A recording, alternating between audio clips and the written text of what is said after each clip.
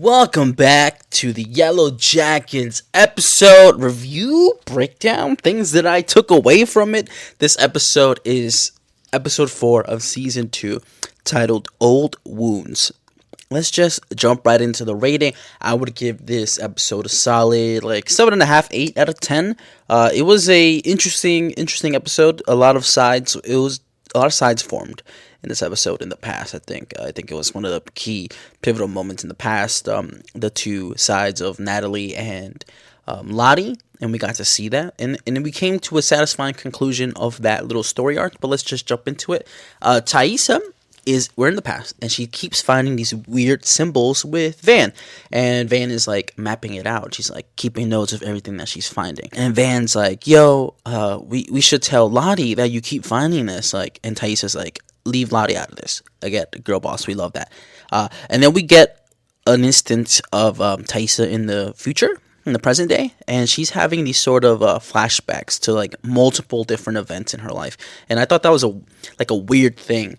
It was sus. Is she actually remembering these things? Did these things happen, or is she hallucinating in one way or another? We don't really know.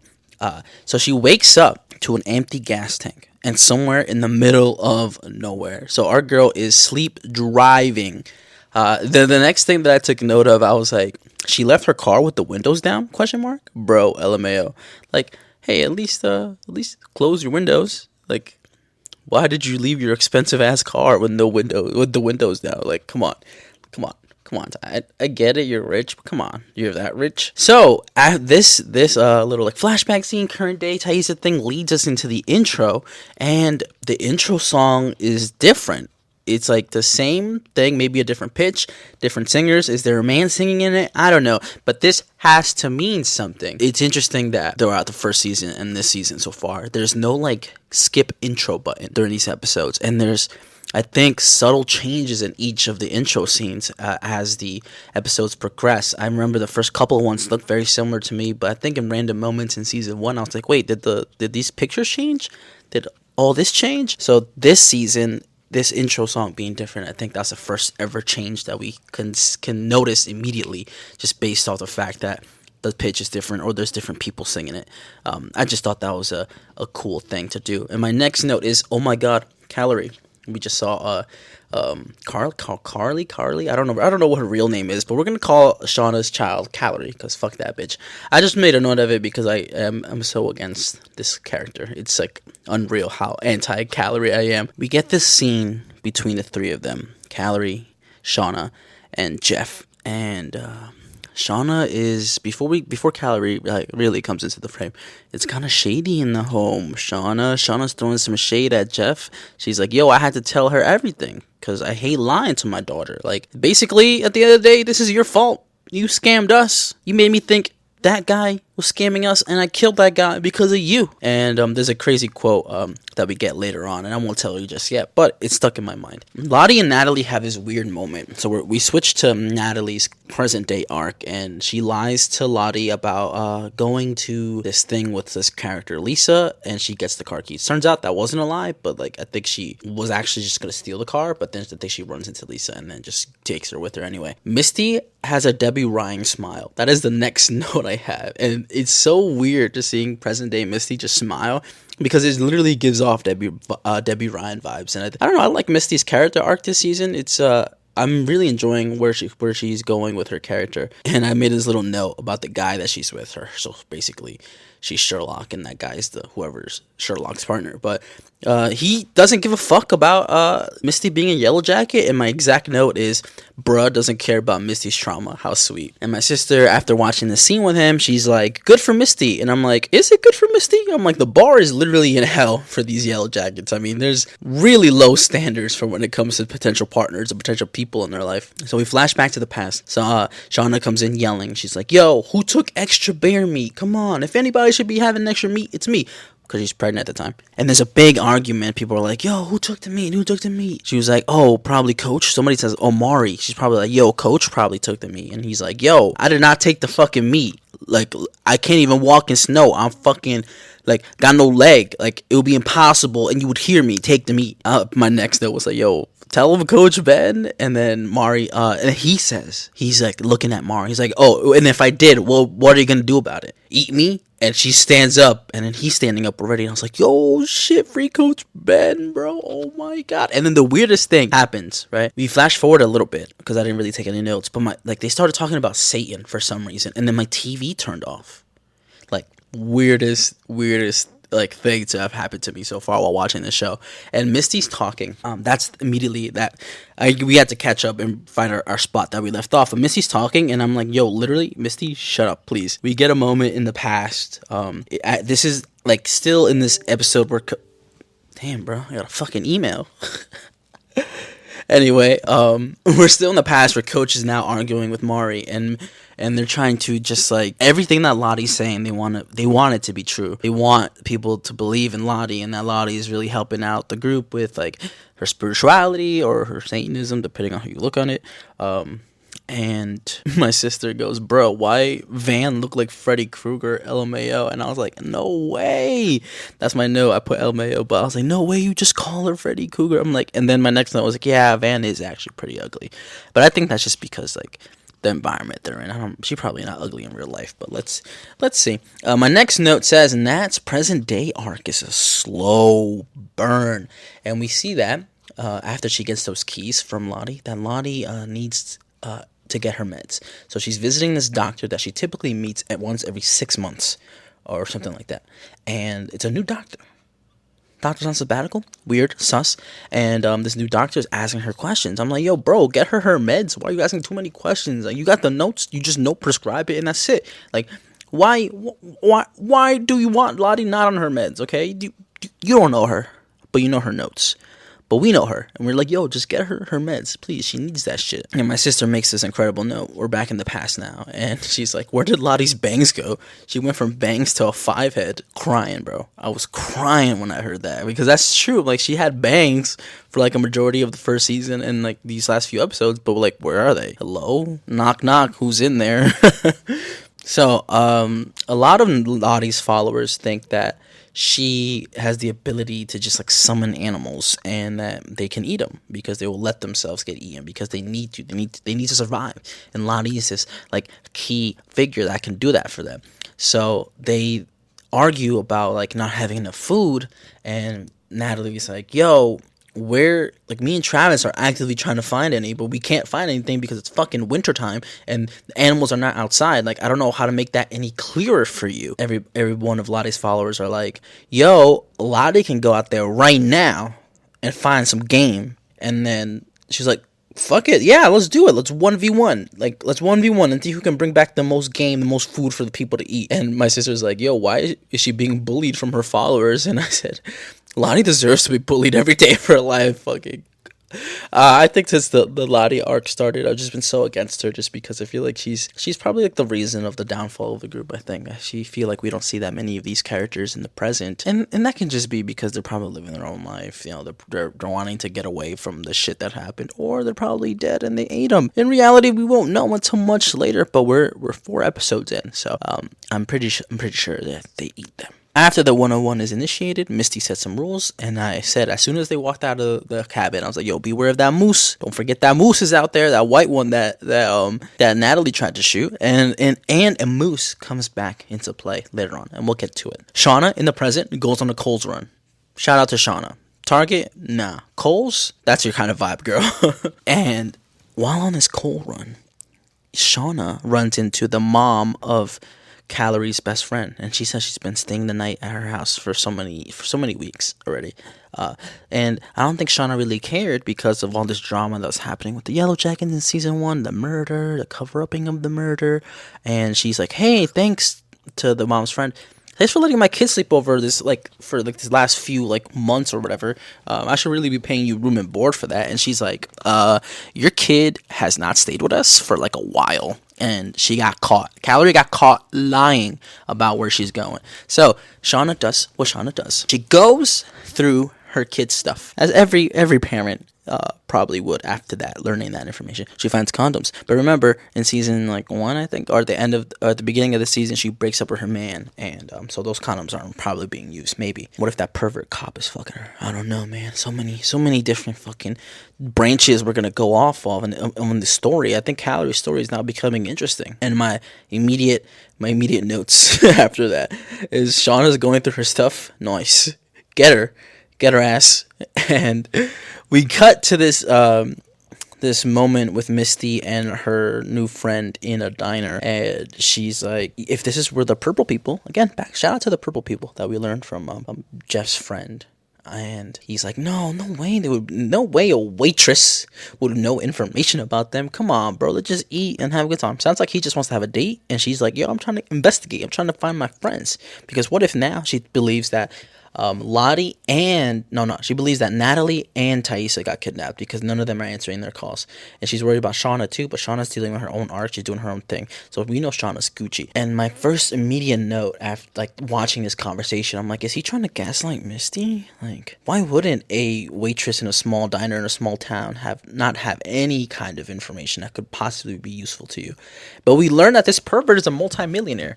He had an accident where he was walking under like a building or something, and it fell on top of him, and he got he got a steel plate put in his head, but he also like won a lawsuit and won a $6 million case. So congrats to that guy, that fucking pervert. But we're moving on. We learn that the waitress does have the exact information that she's asking for. Hold on. Hello? Whoa, no way, I just recorded a job interview. What the fuck? All right, let's end this right here real quick, and then I'll see where I left off. All right, we're back. I accidentally recorded a job interview, but if you guys want to hear that, let me know. I will post it. I'm not lying to you. So the waitress has the information that Misty is looking for.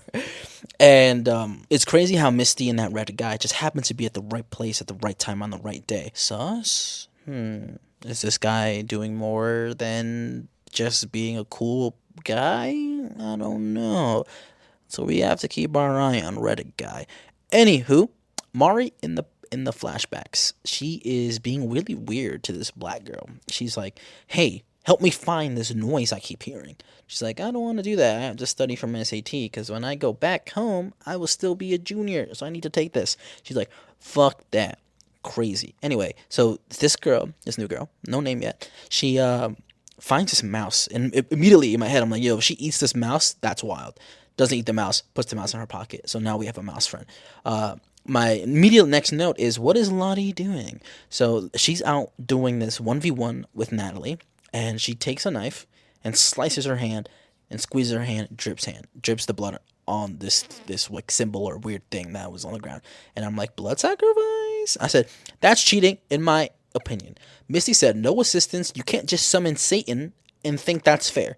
Anywho, my next note is bro is frozen. Oh, cause I think she. Oh wait, bro is frozen. Turns out to be, I thought, freaking Javi. Remember Javi, Travis's younger brother? I thought he was in a lake frozen to death. But we'll find out what that is later, because we go back to the present. Lisa, our girl Lisa, who Natalie stabs apparently, wants to go see her fish. Cry emoji. I'm like, no way, you're going against the cult for your fish. Cry emoji. Anywho, Lisa and Natalie are in her mom's house, and her mom is like a concerned parent. She's like you're depressed. You're depressed. You can't just be a cult. You can't be in a cult. You're depressed. And I think she immediately thinks that Natalie is Lisa's girlfriend, because she gives off that vibe of like Lisa's mom thinks she's gay. Like, are you gay? Type deal. And I put Natalie is hilarious when it comes to other people's problems. And when she's sitting down, like scolding the mom, when she's not talking, she has these crackhead tendencies. Like she just fucking like vibrates her head like everywhere, which is the funniest thing.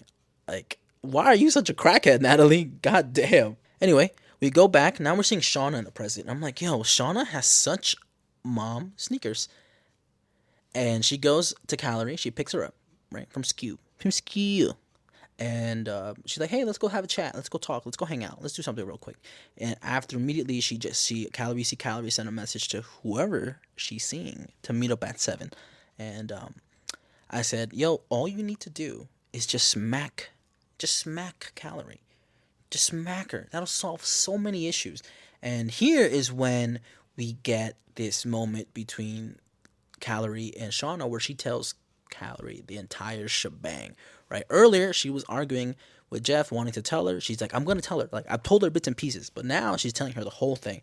And she comes to the conclusion, Calorie, she's like, "Wait, this is Dad's fault?" And she says, "He's not a bad person. He's just a bad criminal." And I fucking cried when I heard that. I'm not gonna lie to you. And my immediate thoughts is like, Calorie, why do you care so much about the past? Like, leave it alone. Like, that doesn't concern you, bro. Like, relax. We jump back to the past, and I say, I hate Van. Such a follower. I hate her. And then my next note is, once again, free Coach Ben. Coach Ben's boo, Paul, is sus. Hate him.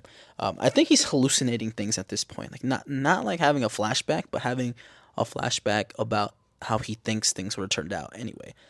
Again, Coach Ben, I can't tell if you're remembering your memories or you're making them up. Honestly, just get him out. He needs help. Flash forward again to the present, and Natalie is with Lisa at her mom's house, and they blow up. Her mom leaves, and they're like, "Fine, let's leave." Lisa looks at her fish. She's like, "Oh, I'm gonna miss my fish." And then Natalie looks at it, all sus. Turns out, gets in the car, fucking, she spits the fish out into like this bottle of water, and she's like, "Yo, you got my fish?" She's like, "Yeah, I got your fish." And the fish plays a pivotal point because during the argument, the mom is like, "Yo, you think you're gonna take care of your fish? What if you kill yourself?" And then that fish dies because you left it alone. And she's like, "You can't take the fish. You can't. You won't be able to take care of it." And I think that it's supposed to be a symbolic towards like not just a fish, but just like life. Like, you can't have a partner. Probably you probably can't have a child in the eyes of Lisa's mom. But Natalie says the craziest shit I've ever heard. She's like, "Hey man, if you want to kill yourself, just kill yourself." I was like, "Whoa, why would you say that to her? Like, you're crazy, bro." And I think this is the biggest thing that she's done this season, Natalie, is stealing that fish. Flashback to the past. Natalie comes back. She's like, "Yo, I need help. I found a fucking moose frozen in the lake." So it wasn't Javi, it was a moose. And everybody goes out, they're trying to help her, and then Mari's like, "Yo, I thought you said no assistant." Misty's like, "Yo, if we can have food and it's a moose, that could feed us for the whole winter up to spring." And so they all run out to try to go get it out of the lake. And one thing I realized, I'm like, "Yo, all of Coach's friends just left the cabin. What if Mari and her gang and her Lottie gang try to kill him?" I was immediately sussed. Anyway, I put, "He's done. He's done." And my next note is, how many abandoned planes are there on this show? We saw one last season. We see one this season. But it turns out to be Lottie's hallucinating because she's dying. That we later learn later. But I said, never mind. Lottie's just crazy. It's not real. And then we get like another remix of the song. This time, Lottie's hallucinating in a mall. So she enters the plane and she pops out in a mall. Weird. She's still wearing the clothes she's wearing, by the way. She doesn't really take note of that. And I said, even Lottie's fake ghost friends hate her, ha ha ha ha ha, because people are being rude to her, like in this like hallucination. And then we see the Christian girl from the first season who died in a plane crash, trying to escape and get help. And what was I gonna say? Oh, she tells Lottie, she's like, "Yo, get a jacket. You're cold. You're freezing. You're dying." And then she wakes up, and I said, "Oh my God, she's dying. She is dying." I'm like, "Yo, she died in the past. That would have solved so many problems in the future." And we go back, and now it's Natalie and crew trying to get this moose out of the frozen lake. And I'm like, "Is it dead?" I'm like, "Yo, they're pulling it. They're pulling it. Moose falls down to the bottom of the lake. Natalie's crying, and as it's falling, she gets pulled into the lake. I was like, "Yo, Natalie's in the lake." I'm like, "Yo, they dropped the moose." And so Misty and Red Guy, now we're back in the present, are the exact same. We get a little montage of them getting dressed for bed, getting like brushing their teeth, like checking if there's cameras in the hotel room. So they're the exact same brain cell, same person. And I'm like, "Oh, that's kind of cute." Anyway, Jeff doesn't like Shauna. That she doesn't like the fact that Shauna told Calorie everything after he was so against it in the beginning. He was like, "Yo, why would you tell her, bro? Like, why would you made her an accomplice to the murder that we were responsible for?" And then my sister says, "I think Jeff is upset, but maybe." And my note is right here, and some people are not gonna like this, but I was like, I'm glad Lottie almost died. I said maybe she should have blessed herself, and that's just a little joke, a little nod to the things that she does as a leader, quote unquote. And Lottie keeps hallucinating that she finds this that she's going through some thank you notes that people were like an activity that she was doing, and she finds the Queen of Hearts, and there's scribbles all across the queens. And well, my thing is, I think that Natalie called her the Queen Bee one time, and I think she's like getting freaked out by that. But she knows it's probably not Natalie because Natalie's not there at the moment. She's off with Lisa. So who's out to get her? So end of the episode's coming along, right? So she sees that and she goes out. She pulls out a knife from I don't know where, and she slices her hand again. Same hand, but no scar. I'm like, yo, you got no type of scar in your hand. So she does another does another blood sacrifice, and we flash back to the past. This time, we find out that Taissa has been finding those markings on those trees, right? Van's been mapping it out, as I told you. And she's like, yo, based off the next guess, based off this symbol, the next tree is right here. And so they go and they try to find the tree with the symbol on it, but they can't. But you know what they do find? Fucking Javi. Javi is alive. Yes, Travis's younger brother, Javi, he's alive. I was like, ain't no way, bro. No way he's alive. I for sure thought he was dead. And I said my immediate thought was, I'm like, yo, Natalie's going to have to explain herself. But she doesn't have to because she's basically frozen in a lake. And they have to like make sure she doesn't die. Anywho, Javi's a little bit different. Like, he's seen some shit. Like, he's probably traumatized. My last few notes is, God, have I mentioned how I hate Van? So cringe, so annoying. Again, Van in the past, such a follower. And based off that, I'm hoping we get a little bit better character development for Van in the present because future Ty ultimately pulls up on future Van. So I'm like, oh, snap, besties, back at it again. Run it back. Let's see what happens. Anywho, that episode, Old Wounds, I think it's called. Old Wounds. I'm completely shocked because I had like a 20-minute fucking phone interview in between this mini. Yeah, Old Wounds, solid 7.5, solid 8 out of 10. I'm excited for this week's episode, and I'm hoping you guys are enjoying this fucking crazy adventure that we're going on, and I'll see you next time for another Idle Talk mini. Peace. Make sure to tune into The Mandalorian season finale mini with Fabian. He's got a lot to say, I think. Bye-bye.